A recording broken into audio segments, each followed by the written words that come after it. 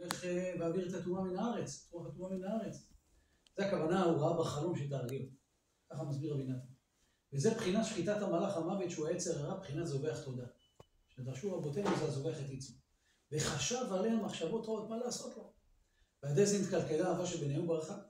היינו כי היצר הרע, אפילו כשנפש הישראלי כבושה תחתיו מחמת שרואה שבסוף תתגבר עליו, עד איזה הוא מתחיל לחשוב מחשבות על הנפש, מה לעשות לה. הוא אומר, על ידי שהוא רואה שהנפש הישראלי מחמת שבסוף תתגבר עליו, אפילו כשנפש הישראלי כבושה תחתיו. זאת אומרת, עכשיו אתה בידיים של היצר הרע, אבל הוא יודע שיהיה לך התעוררות.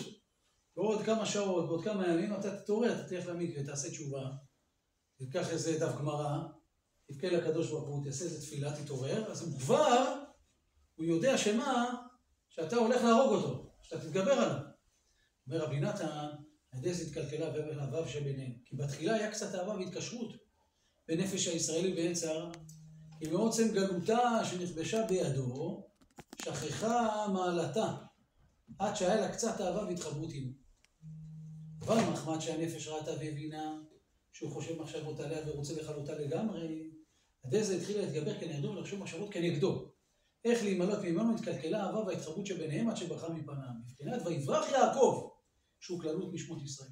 מבחינת כי ברח העם, כמו שאמר דוד המלך, מי ייתן לי עבר כיונה? עוף הישכון. ולקח המלך כל חילותיו ורדף אחריה, שקיבץ היצר הרע כל החילות ורדף אחרי נפש הישראלי. תראו מה אומר פה, איזה מילים. אומר רבי נתן, כי כשרואה שהנפש רוצה להימלט ממנו, הוא בורחת מלפניו, יהודי עכשיו מתקרב לשם, הוא מקבץ כל חילותיו ורודף אחריה.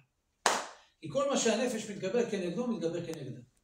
זה היה פעם בעל תשובה, יהודי יקר פה ברמלה, שעלה לישיבה בירושלים. חזק, עלה לישיבת אור החיים. חזק ללמוד שם. ואני הייתי בזמנו גר בירושלים, לומד בכולל.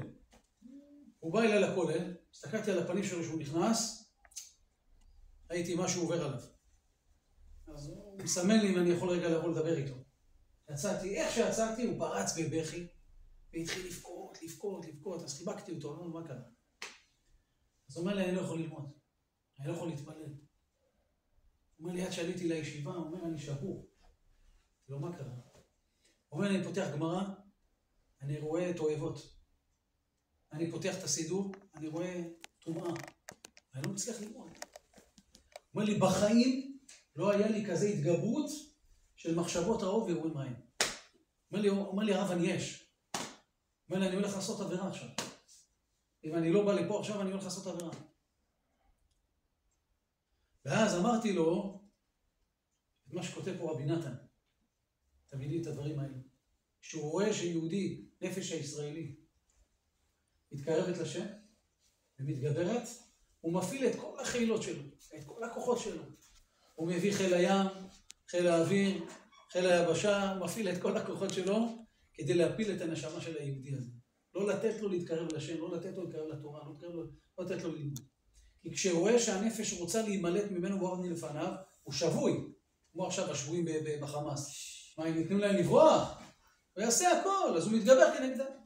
או כמו שאמרו רבותינו, כל הגדול מחברו יצור גדול ממנו. והשיגה אצל המבצר של מים. כמו שרבנו כותב שם בסיפורי מעשיות, שיש שם 10 חומות של מים. היא ברחה לתוך המבצר הזה, ואברהם נכנסה לתוך כל 10 חומות של מים. אומר רבי נתן, מים זה בחינת דעת, והתורה שנקראים מים. מה לארץ דעת אדוני כמה